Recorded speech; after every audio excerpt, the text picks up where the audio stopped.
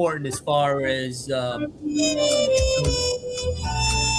what we identify with. Why are we here? What's our purpose? So I brought a couple of things with me, so keep me on All track. right. Hey, good evening, gentlemen. Good Good evening. evening. And good evening to our listening audience around the globe. We've got a very special show for you tonight. Got a very special guest. And allow me to give this gentleman a proper introduction. And that is none other than Dr. Rahman. He's an assistant professor of religious studies at Florida A&M University, FAMU. He's a faculty member associated with the FAMU Fulbright Committee and a faculty advisor for Groove Fire Groove Men's Social Fellowship Incorporated at FAMU. He's a proud HBCU graduate who earned his Doctor of Philosophy degree in religion and culture at the Catholic University of America in Washington, D.C. Dr. Rahman is a faithful Black Catholic who, in his leisure time, is an avid runner and a member of the Black Men Run movement. There's more. Research interests, religion and culture, Islam, Judaism, Christianity, interreligious studies, Black church studies, race and racialization of religion, migration and colonialism, Black religious experience. Oh, there's more. Sample publications. Black is the most disrespected color in religion. The particular nature and politics of Afro-textured hair as a new racialized form of cultural geography within America, grappling with the Christian mythology. Okay, welcome to the set, Dr. Rafi Rahman. Thank you, my brothers. Oh, it's an absolute Greetings, pleasure. I've been looking greetings, forward to greetings. this. All right, let's bring on Sister Tanisha Holmes. Tanisha is a swing sister of ours. All Uh, right. All right. Hello, my sister. Oh, how's everybody? Hello, sister. Well, oh, Hi. we are fabulous. We are fabulous. I've been looking forward to this, your visit with us, because there are a lot of things that I want to know about your studies, your research. And I'm going to start this off with a question. And I've been thinking about this since a few days ago. All And right. that is, how has religion played in the landscape or shaping of the landscape of politics, in politics? Well, depending on your ethnicity, because to be real with you, as I tell my students within my class, and I want to give a shout out right now to FAMU because that's where I'm at, and I have my students listening in. As I tell them all the time, there's a trope within America because of the, I would like to say, peculiar history of race and religion within America, where religion, for example, Christianity, has become racialized.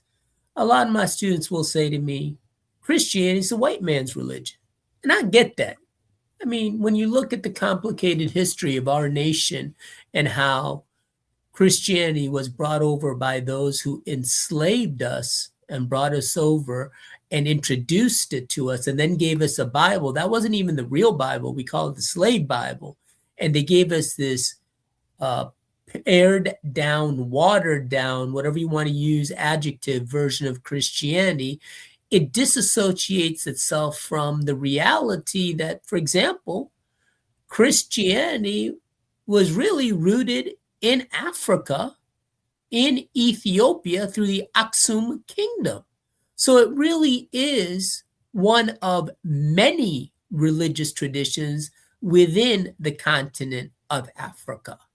And for example, for those of you familiar with the Bible, you hear about Queen Sheba, you hear about a lot of biblical characters. One of the things about the Bible is it doesn't really mention color. It mentions where people be from. And that's one of the things that we have kind of lost. And one of the things that I want to say what makes America peculiar is that there's a narrative that the Europeans somehow are the original Christians. If that was the case, then we wouldn't have, I would say, biblical characters from Africa within the Bible. And so what I introduce and I want to make clear is, number one, we are in the Bible. We are one of the original people who had the Bible. And now if we go into today's day and age, now we have people who have taken the Bible, and what I like to say is they've made it something that it wasn't meant to be. They've injected politics into it. Last I checked, Jesus was not white, number one. And number two, didn't belong to any political party. In fact, he said, give unto Caesar what is Caesar and give unto God what is God.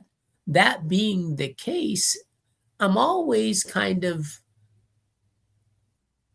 I want to say, perplexed by certain people of certain political parties say, well, we're the party of Christ. And I'm thinking to myself, maybe you really don't know religion that well, because Jesus is for everyone and Jesus is apolitical. And that's what I really want to say about that. But that being what it is, hey, I'm not going to lie to you. Politics, people who have used Christianity now, we have this Christian nationalism where they're actively white Christians who seek to remove any vestige of, say, Black folk from within their ranks, and that disturbs me. Right. Wow. I'm going to toss this over to, let's see, Tanisha. She's been on for a while, then to Clayton, and welcome to the set also, our swing sister, Nikaya Watts. Hello, Nikaya. Hello, sister. Hello, sister. Yes. Tanisha? Okay. I actually put in the chat, but hello once again. How's everybody? We're doing well. Thank you. Great. Sister. Doing well in this day and age, I guess, is all you can expect. Tell me about it. So I did have a question to kind of piggyback what William was talking about with the Project 2025. It shows that how the election was actually shaped by using the Bible in religious messages to gain votes. What's your thoughts about that? I think that's evil, sister, because you Okay. know we always made out to be. I don't understand how did my melanin become evil? How did it become wicked? Mhm. Why am I always a target?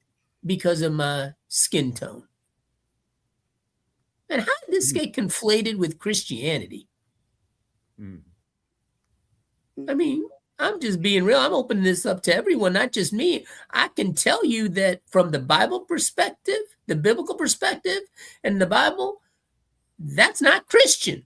I mean, point blank, that's just not simply Christian. If you're going to be part of the Black church, of which I am as a Black Catholic, that's foolishness. Clayton? So you're. Oh, okay. I'm sorry. No, if you haven't finished, continue, Tanisha. Then we'll go to Clayton. Because he said he's a Black Catholic. So how do you fit into that denomination as far as like being a Black Catholic? I think uneasily, to be real with you. Okay. I mean, I'm going to be real. Look, I don't look white, and I'm not white. Okay? Point blank. You go to Black church, we worship differently. That's all I'm going to say. In a traditional white Catholic service, we in and out, I would say, within half an hour, max. You go to a Black Catholic church, that's not the case. And I think regardless of which denomination, not that you have to be part of the Black church to know this, but if you go into any Black church in America, it's populated by people that look like us. You go in and boy, you'd be lucky if you get out an hour and a half, to be real with you. I mean, just Yeah. to be real. Right. Yeah. And I've been to a Black Lutheran church too as well, so it was really different for me too as well. It's really, Yeah, really we hot. got a lot of like, tradition, and Yeah. sometimes these traditions get in the way of unity. To be real Yes. with you, Yeah, they get in the Mhm. way yeah, of unity because Absolutely. people kind of, I hate to say it, but we get snobbish about it. yeah. And I guess it's kind of like what I like to think is back in the day when Kanye West was not so crazy, the brother, said something that was important. And someone came up to him once. He says, Kanye, because he used to wear a lot of gold chains. At one point, he says, how come you don't wear no chains anymore? He says, brother, once you become a B with a billionaire, you don't need that.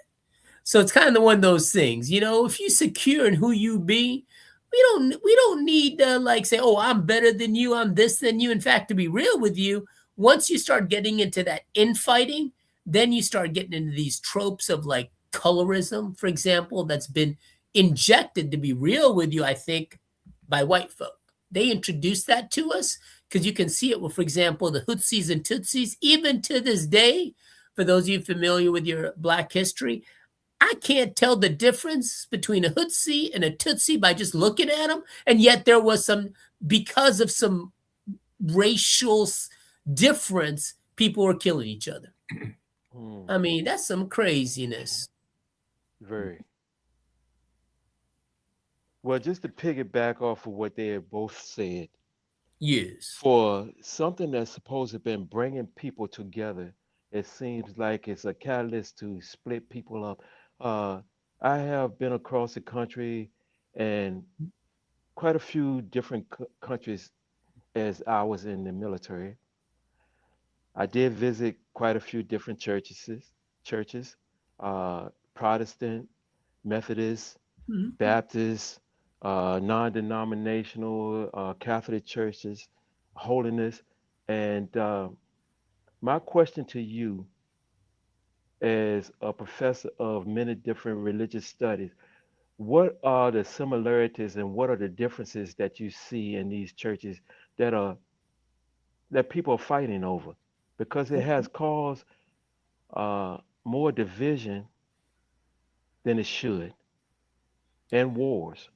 Oh, I agree with you. Number one, I want to thank you for your service. You're What welcome, branch bro. were you in, bro? I'm retired Air Force.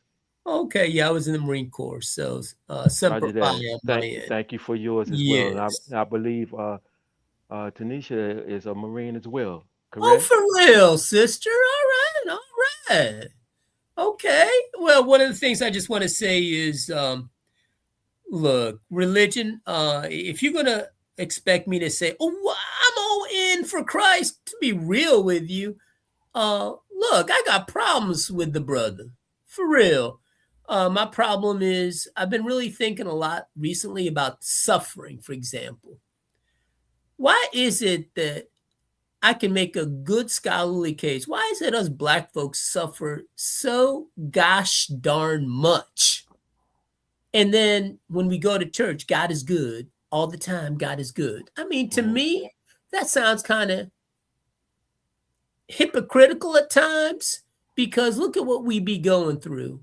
Look at what just happened where on Juneteenth and Martin Luther King Day now has been removed as a free day to enter the national parks services.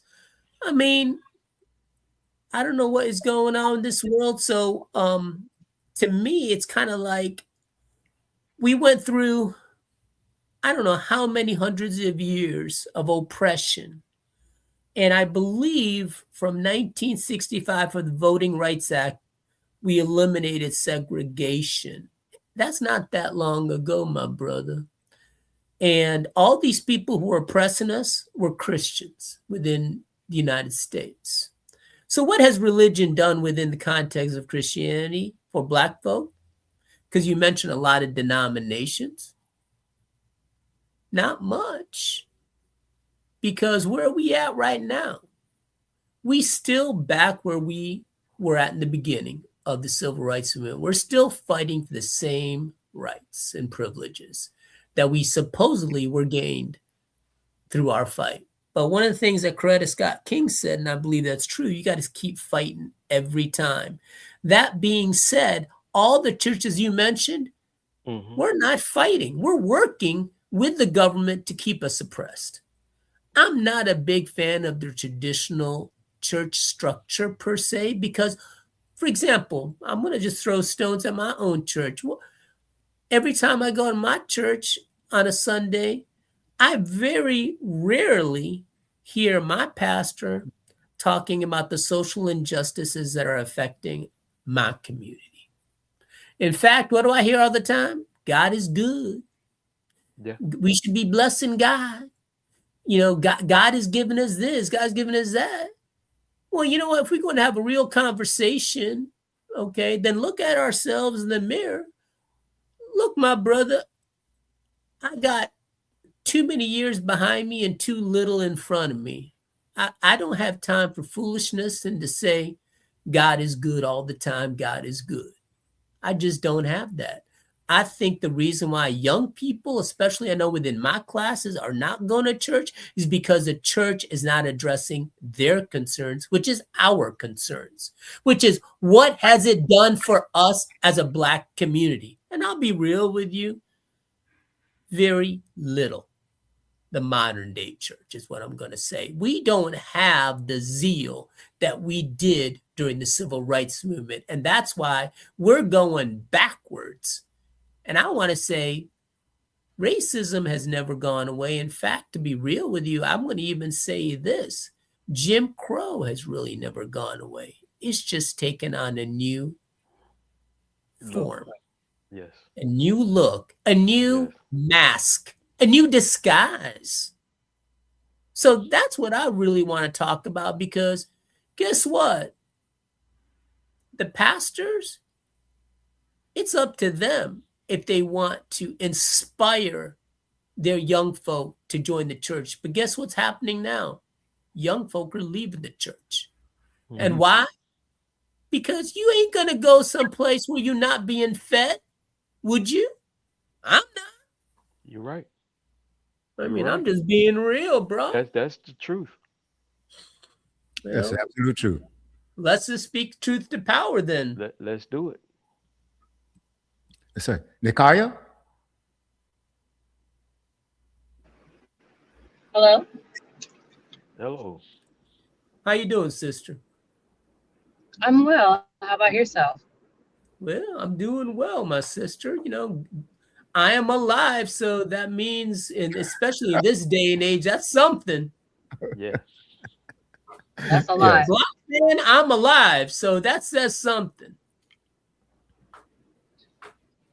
You kind of touched a little bit on a question that I wanted to ask you.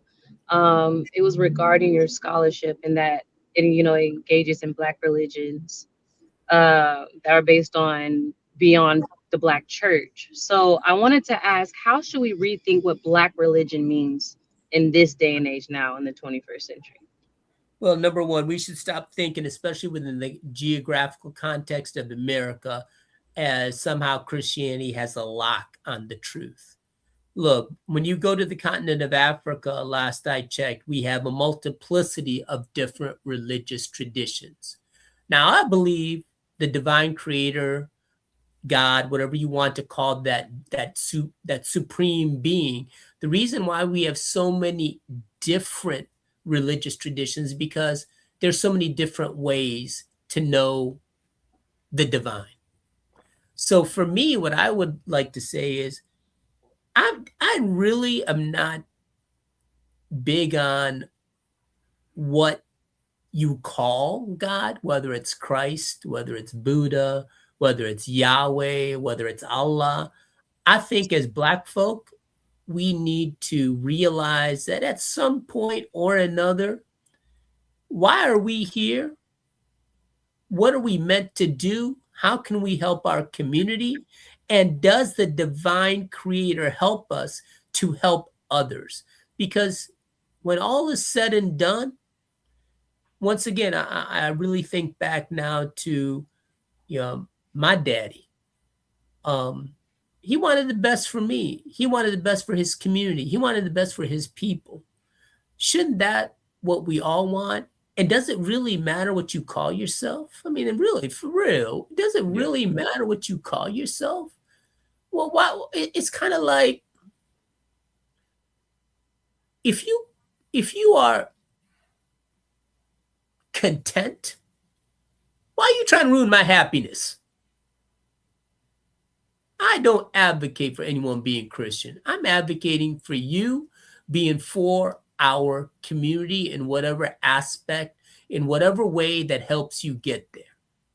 That's what I'm really involved in. I think that's what, to be real with you, and I'm going to be Christian about it, I think that's what Christ would want. That's a good point. I like that. Well, Mm-hmm. like I said, we got to be real with each other. I don't know about y'all, but if y'all ever get to come down to Tallahassee and see me, let's not, as I tell my students, let's not play games with each other. Yeah. Because we all wear masks. And I sometimes feel like these masks prevent us from getting to know and be real. And I know we have to live out in the world that we do, but at least in fellowship, when we're around people like us, can we just be happy being Black? Mm-hmm. I mean, that's all I'm going to say, because I think Black joy is infectious, to be real. Mm-hmm. Hey, you got a good point there, Doctor. And some of my favorite brothers are Muslims. I've been in the Me mosque too. as well, and I learned a lot sitting there listening to Louis Farrakhan. My daddy was Nation of Uh, Islam. How do you think I got my name, bro? yeah, yeah. Like I said, Yeah. I visited a lot of churches and I picked up a lot each time I went to one of those. I've been into the Catholic Church, Yeah. and you pick up a little bit as you go along. And Yeah. one thing I do not like is religion. I Yeah. have a relationship. When I talk to God, I have a personal Mm-hmm. talk with God, just like I would talk to an individual, because Mhm. that's my God. Get my direction, and I go forth with that. But we, as people, we tend to use religion to separate Mm-hmm. ourselves from another person, thinking our religion is better than the next one. Mhm. I had a talk with some Jehovah Witnesses that came to my doorstep. A lot of people would shut their doors and close their blinds. But I had the conversation with them and we talked for quite a while. Oh, They for was trying to real. co- they was trying to convince me that their way was better. I said, I don't know about all that.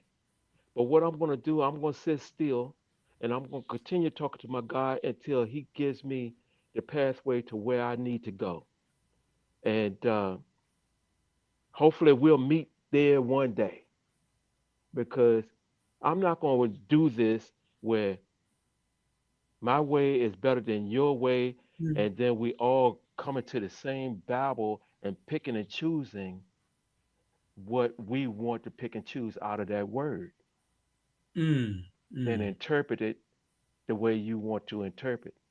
You Mm. can't tell me my way is wrong. I can't tell you your way is Mhm. wrong because I'm imposing my will on you. Mhm. And I Mhm. choose not to do that. So that's the way I look at my faith. And I'm not going to do something to try to destroy somebody else's pathway. That I think that's where a whole lot of young people are starting to run from it because they're imposing their will on somebody else's. No, I Mm-hmm. do not like it, and I don't expect them to like it. That's Clayton, my you two. better That's my two Christian, cents. bro. You better Christian than me, because you know what? I know I've been with those Jehovah's.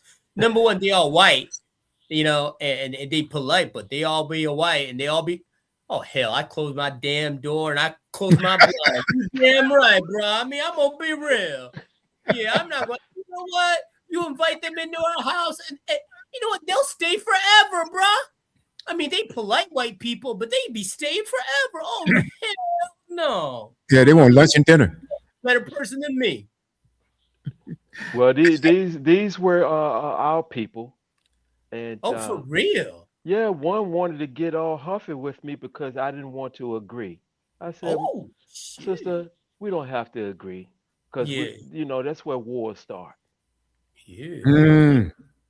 You know, many of them are white though. You know that, right? Because they not friendly towards us. Is all I'm gonna say. Well, Just letting you. I didn't give them that opportunity. Oh, okay.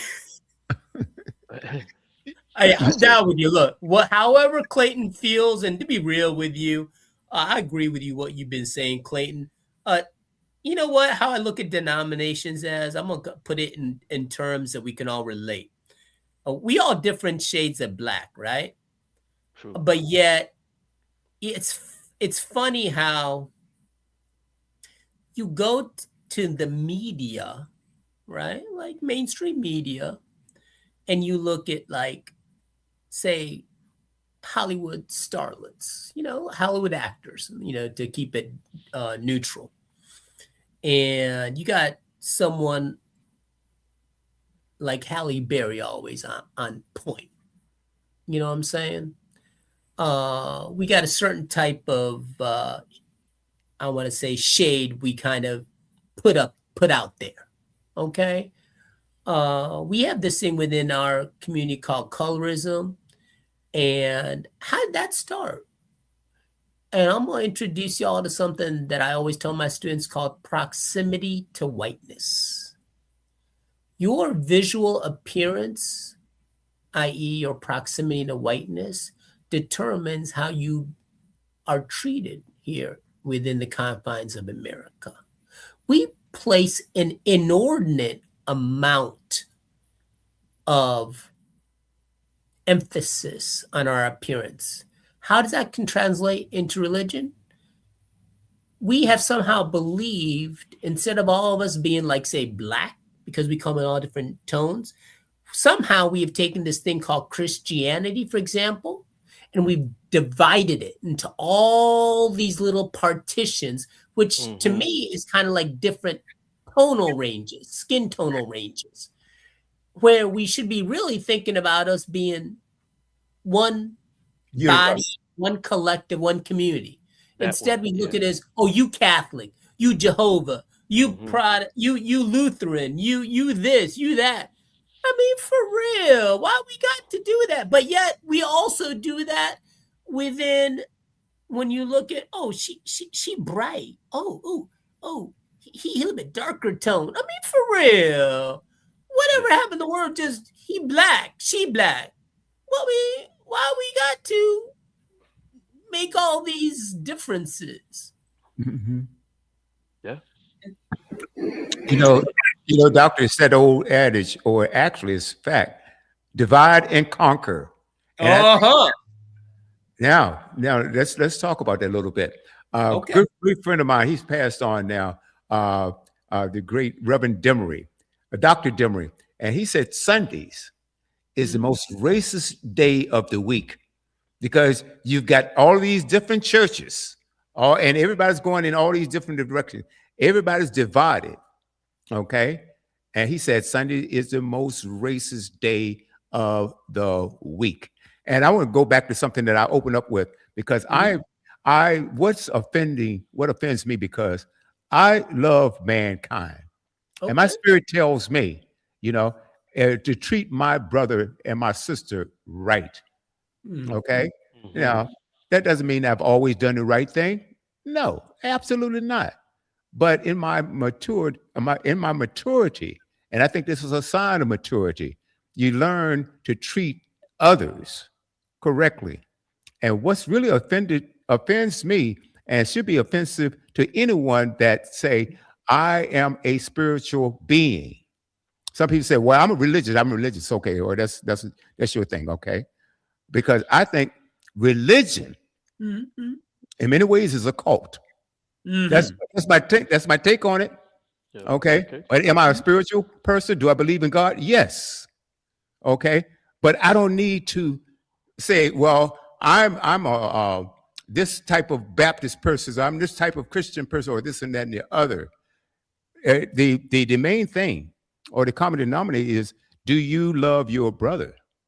Do you love That's your it. brother? Do you treat your brother right?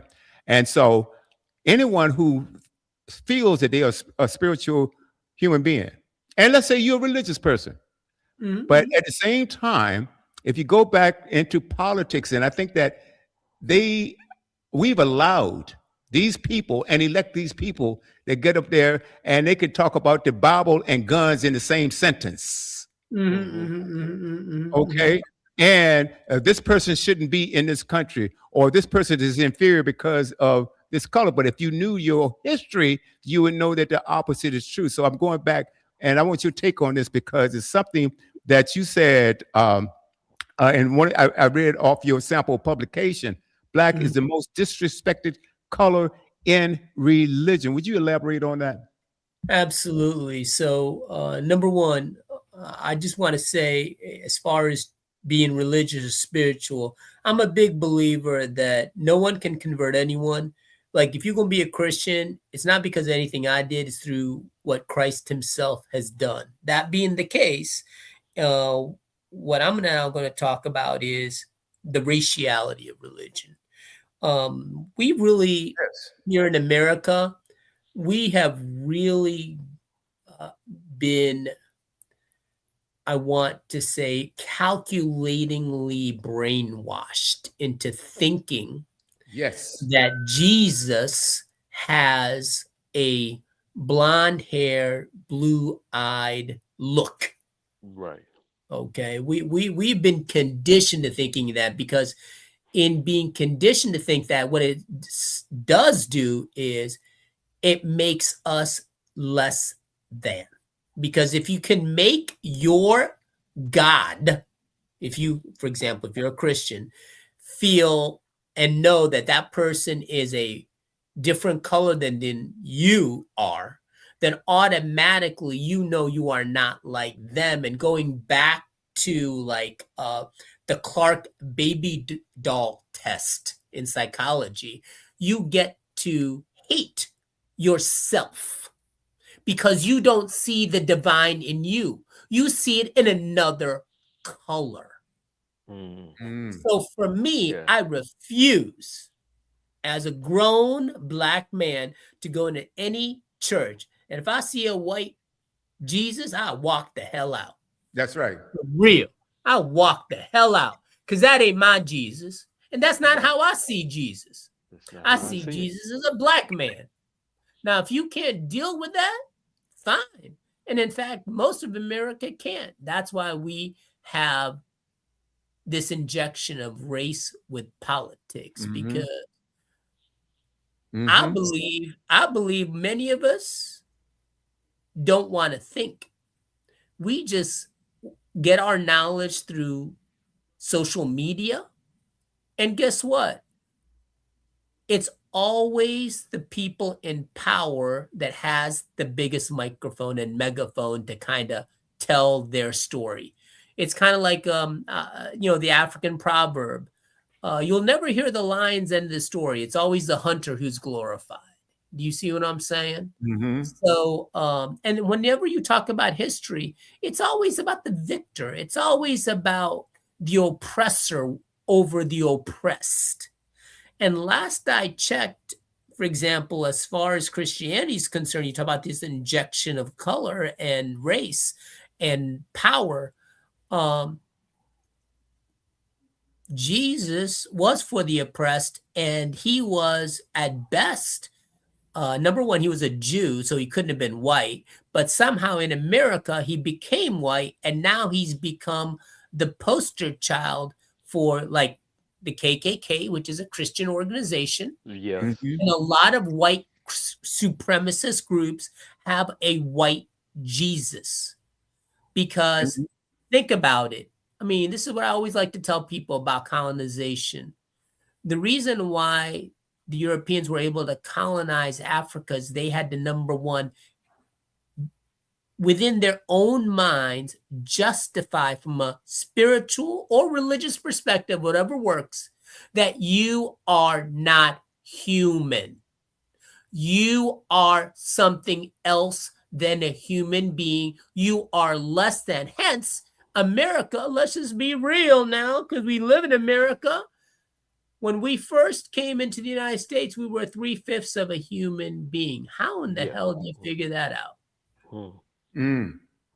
Well, did that come from that Bible that was written back in 1807, where the missionaries produced a Bible called the Slave Bible? You think that has something to do with that? Yeah, well, let's put it this way. Even the Bible that a lot of us within the Black church read, the King James Bible, right? That's the golden standard. Mm-hmm. Come on, people. Come on, my brothers and sisters. It's named after King James. Is that a black name? No. No, that was an Englishman who Absolutely. basically interpreted the Bible in his version, his image, his way. Guess what? I read about that, doctor. Could you tell people who was King James? I know He what I was, read, but could you yeah. elaborate on that? Yeah, well, number one, the Bible has many interpreters, okay? Yes. King James is because we were an English colony. The 13 colonies were English. And that's why, you know, we went through a revolution with the American Revolution from the British. We adopted their Bible. And the King James Version of the Bible is the de facto Bible of the Anglican Church. Over here in America, when they came over, the Anglican Church, you know, became, after the Revolution, Episcopalian, which was the power structure of the early American government. That being said, it kind of disseminated all over, became like the standard that everyone used, the English Bible. And the King James Version of the Bible is one where he used English, which is a pretty recent language, and he had his own set of interpreters take the Bible, which was written at that point in Greek, Latin, Aramaic, and convert it into a form that could be used for the English populace. But think about it this way, before I even go into that, if Vladimir Putin were to bring out a Bible, don't you think he'd have a Bible that made him look good? Of course. Oh, but he worships a black. He worships a black Mary. Yeah. So here's the thing: what I tell people, you know, we have this thing I told you about earlier. We originated within Africa. There is the Ethiopian Bible, which has 88 books versus the standard 66 books. So if you really want to know the Bible, maybe you ought to pick up the only Bible that originated in Africa from the only country that was not colonized, which is Ethiopia. And maybe you should read the Ethiopian Bible, Yeah, I was which going to is talk about a that. lot bigger. That's what I always tell my students is white. I don't want to say that. I got to be careful what I say. There's certain people here who want to preclude us from gaining knowledge. It's always been the case. That's Think like you said earlier. Both of y'all, Clayton, Tanisha, William, Nasia, that, you know, they took the slave Bible by cutting stuff out. Well, we once had 88 books, which is the Ethiopian Bible. Then it got cut down to 66. And, you know, the slave Bible was like, I don't know, 20, 30, something smaller than that. But it was just like a thin little book. But my question is, think about something like Beloved by Toni Morrison. If you cut out chapters from that book, would you get to know what she was saying? No. So my question is, why are you reading a book where chapters are missing? I read the Ethiopian Bible, to be real with you. And I'm a Catholic. But I have an inclusive view and version of Christianity. I think you can't throw the baby out with the bathwater. The fact that Christianity has roots in Ethiopia, to me, makes it legit. And so I'm not going to throw it out because, you know, to be real, to me, because the roots are Black and because I identify with Jesus, that works. But that doesn't mean you can't be with any other. And there's a whole bunch of other African religious traditions within the continent. I am not trying to say that you can't be any one of those, because when you think about it, and I do believe the supreme being knows, why would he have all these different religious traditions within the continent and they were making people content? Why would it even exist? Do you see what I'm saying? Like, I think there's a bigger purpose we're missing in life, and we got to stop. We got to stop throwing stones at other religious traditions. Say, hey, what works for you works for you. Yeah. Why can't we just be black together? And I like to say this again. Why can't we just be happy? Black joy. Why can't we just be happy being who we be? I tell you what, I really think a lot of this throwing stones at other people started with, once again, I'm going to throw this back out there again. It's because of this dissatisfaction that has been inculcated to us. I like to say it's a poison that's been fed into us by certain members of the non-Black community. Mm-hmm. Mm-hmm.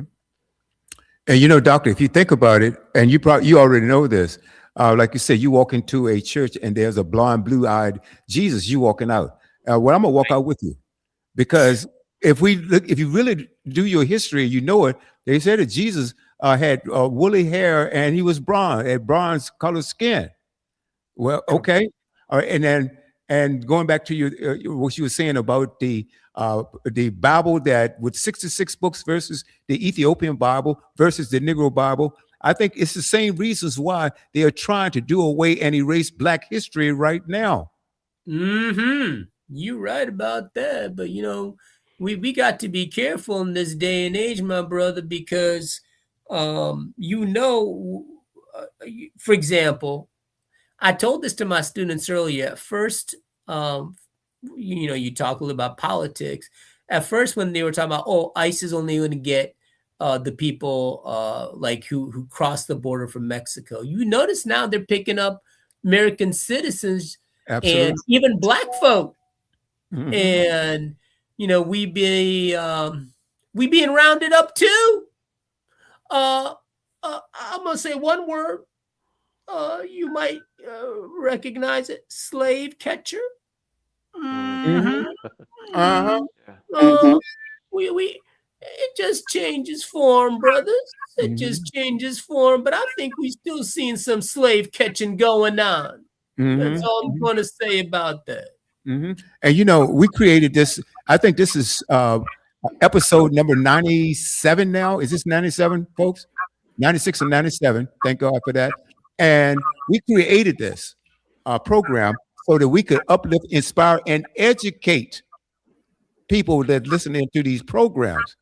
And so this is the thing about it, because one of my goals as far as this platform is concerned is to preserve our history and do not let others take it away from us, because you see it even in the military, and they blame it on DEI.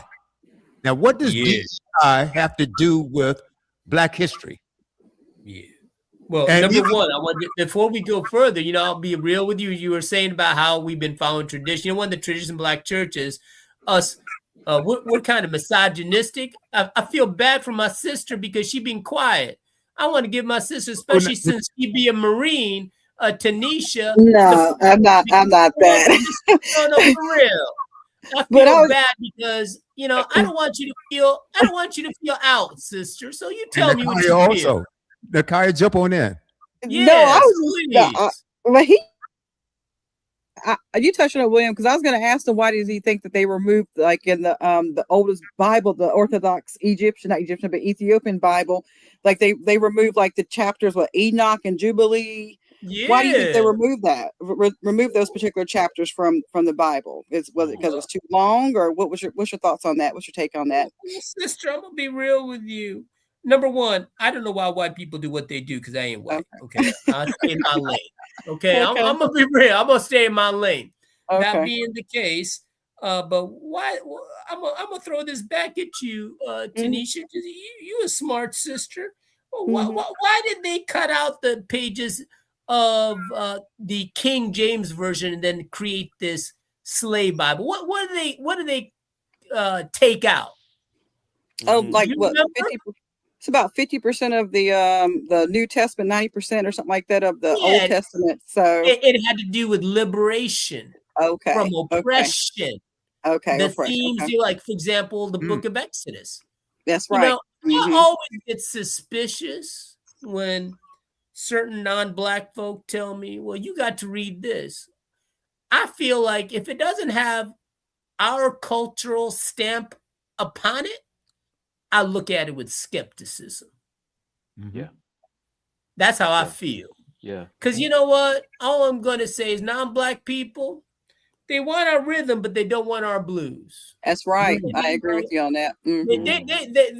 they want to be like us, but they don't want to go through the hardship suffering. that Yeah. is. Yeah. Because I tell this in my class, nobody want to be black in America. Shit. You know, sometimes I think about in my class, can y'all think, because, you know, I have mostly, you know, it's NHBCU. Most of us are black, though that's changing now. But I said, can you all even imagine what it is to be white? We don't, you know, it would be like a free bird. It's like I can't even imagine. I'd be the opportunities, the not being scared to be walking around, not being scared about being pulled over by the police. Like, I can't even imagine the kind of freedom that would be. And, you know, I automatically shut that shit down because, you know what, that's not the real world. And so it's always funny to me because I see when people like white folks say, oh, I got a tan. I look like you. I said, no, you can never be me. You don't understand. You just don't understand. You just got a tan, a deep tan. But you don't understand what that comes with it. I want to comment on that. So Go ahead. I have a client. So it's just nothing really pertaining to that, but I guess it does in a way, but it could be my theory, the way that I was thinking and processing the information. So I actually met a young man that is colorblind. So you can see red and green. And that's pretty much it. So when he looks at me, so when he was looking at his two counterparts, his family members, he's like, all I see is a white, blurry, kind of bright, luminous person. Does that make sense what I'm saying to you? Yeah. And they're like illuminated, right? And then he's like, when I see you, and he's a mixed breed. So he's like, when I see you, I see a very, very dark complected person. And they all laugh. They're like, no, she's about as light as we are. So I thought it was kind of odd. I said, oh, you know why you think I'm dark? I said, because you're having a hard time processing the melanin in my skin, which is a big difference between them. And so I just thought about that when you were talking about that too, as far as like the skin color. And that's why I just want to elaborate on that. But I just thought it was just kind of odd. I thought it was kind of odd. I was like, he saw me as this really, which I don't care, this really dark person, really dark image.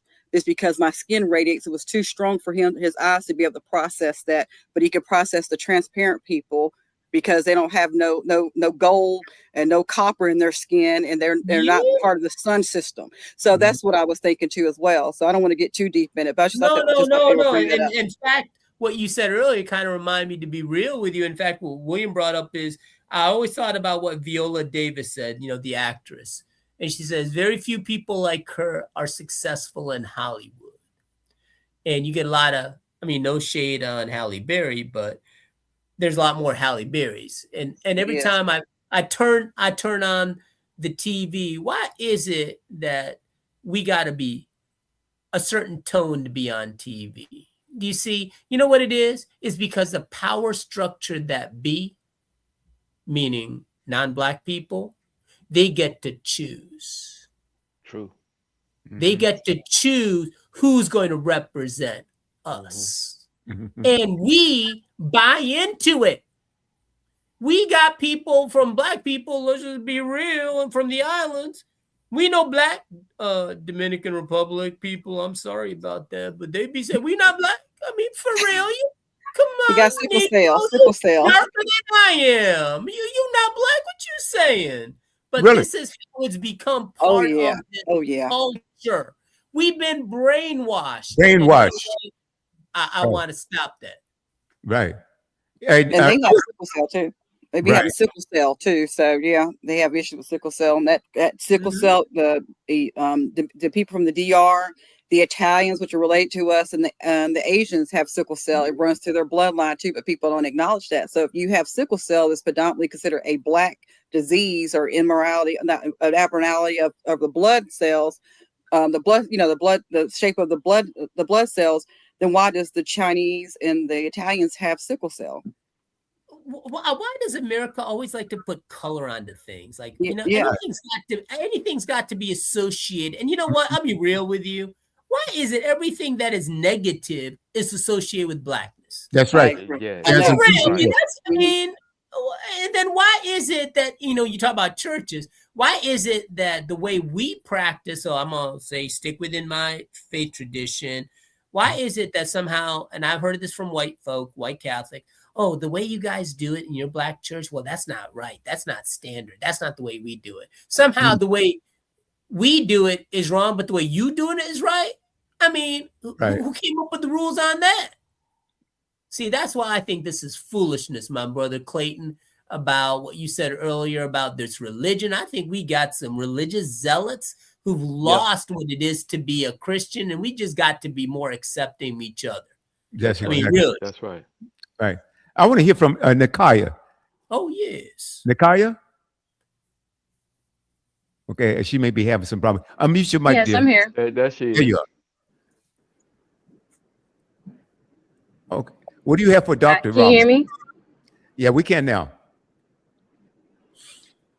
She Oh, may be okay, having great.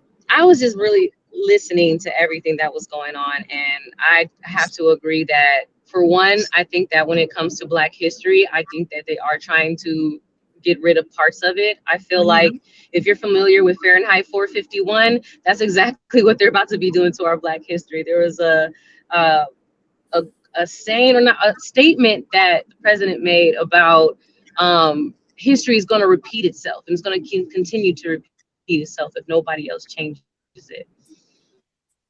And that stuck with me a little bit, because I'm looking at all that's going on now, even with the Project 25, and with the Juneteenth and the MLK holidays now being kind of removed. So it's just like a lot of things are being put into play, and it's interesting how, I guess, society is maneuvering around it. Oh, yeah. Well, number one, you got to be careful what you say. So all of us should say, we love President Trump. I love Governor DeSantis. I'm in support of the U.S. government. We are not communists. We are not socialists. We love capitalism. So I'm going to throw that shit out there. Okay, that's good. You got to be careful in this day and age. All of a sudden, you know what? I find it funny, like the Black Panthers. Why is it when Black people get weapons, they're going to topple the government?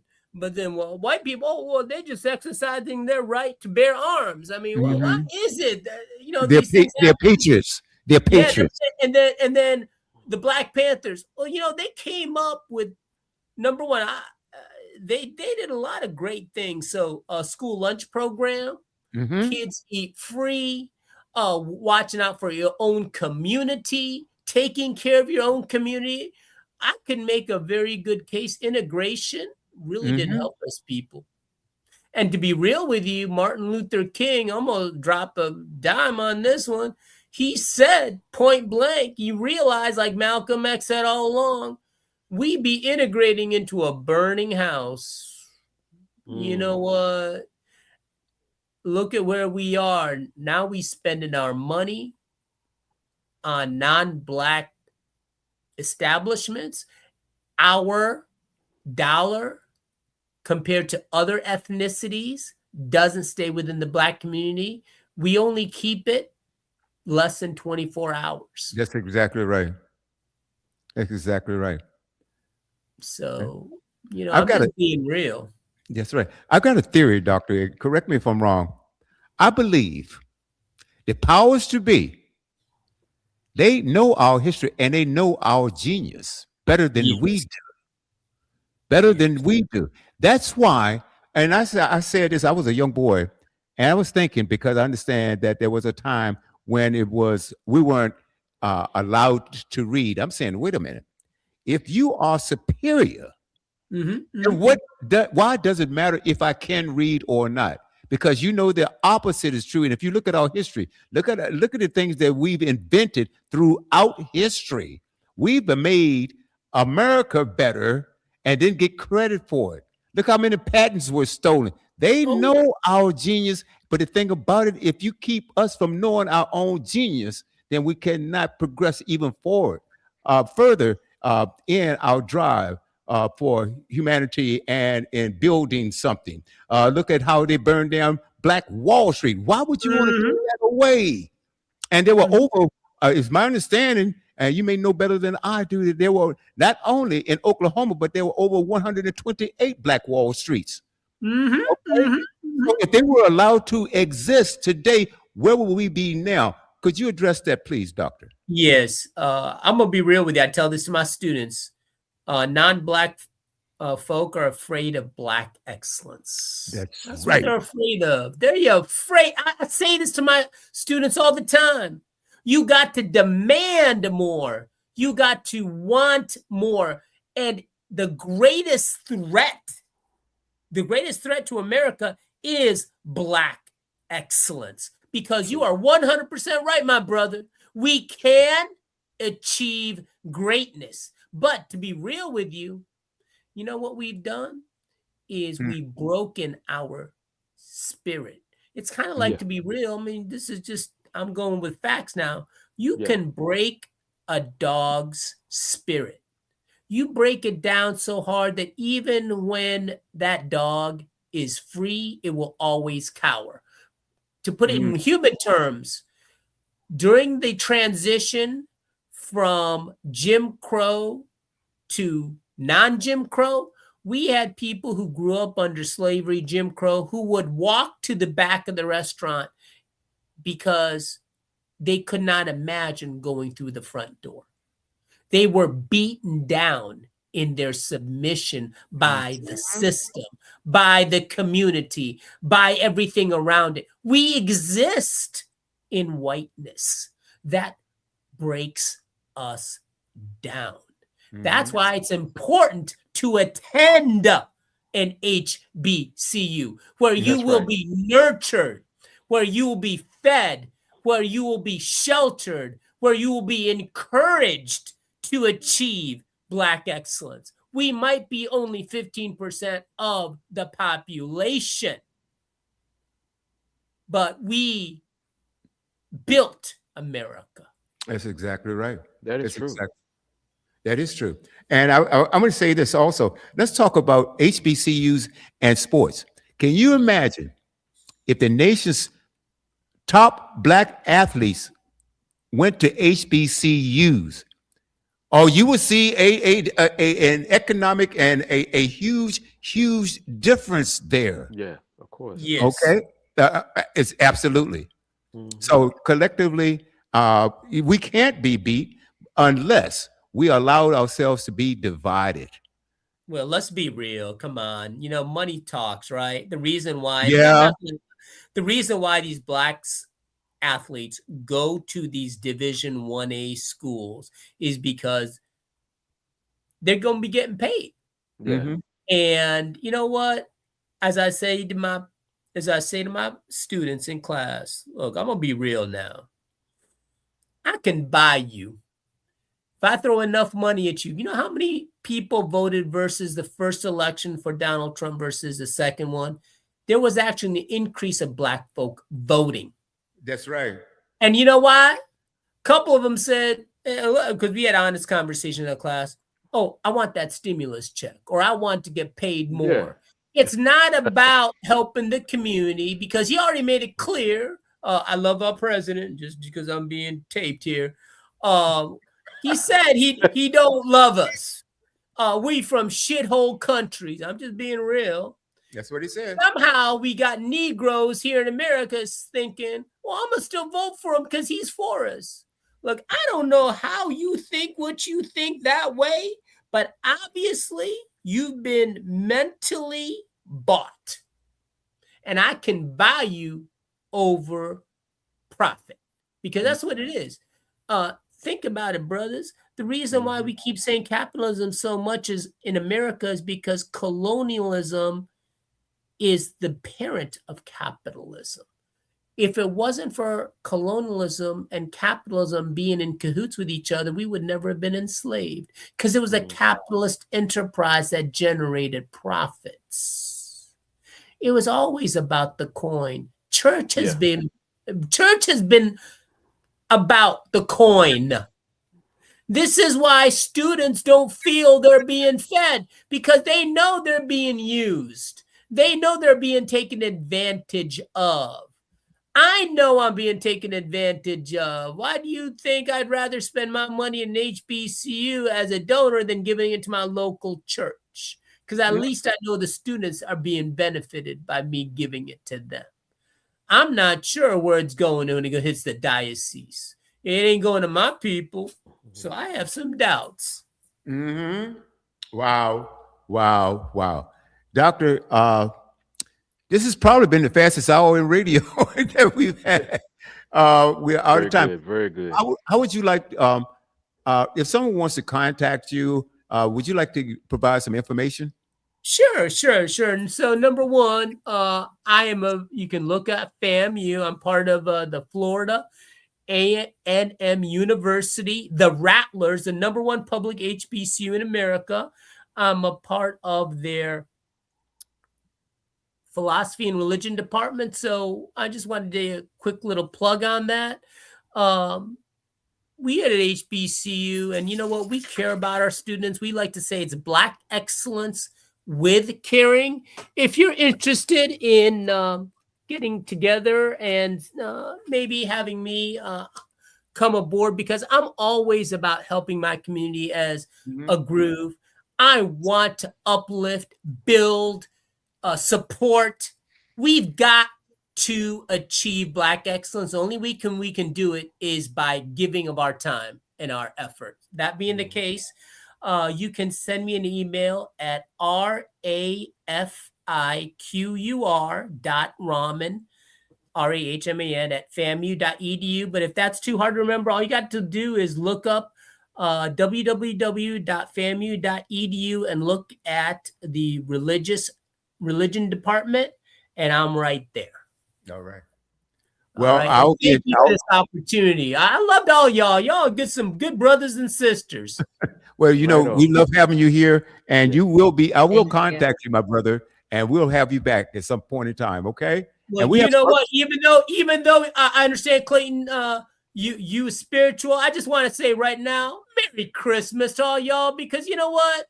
Let's just enjoy in this, or happy holidays as well. Enjoying this season, and let's just be Black and joyful. Yeah, let's bring back the love. I hear you loud and clear. All right. Nakai, do you have any final word? A final word or thought? I think she might be having some internet. Go on, my sister. No, I don't have anything to say. It was a great conversation and a discussion. I was really just sitting back, just collecting gems. So thank you for coming on. It was a pleasure having you, fellowmen. And yes, happy holidays. Be happy. You. Tanisha, hey, come on by Tallahassee. We gonna have a drink. You know, number one, I'm a Catholic, so we do drink wine. So partake of the grape. Right. That's right. Please, come on by and let's have a drink. Dr. Robert, thank you so much, my friend. All right. My pleasure. And gentlemen, ladies and gentlemen, and make sure you check out Groove Swing Speaks next Tuesday, same time, 4 p.m. on the West Coast, 7 p.m. on the East. And I'll be back tomorrow for Cultural Excellence with yours truly right here on The Buzz. Enjoy your evening. God bless. God bless. Thank you.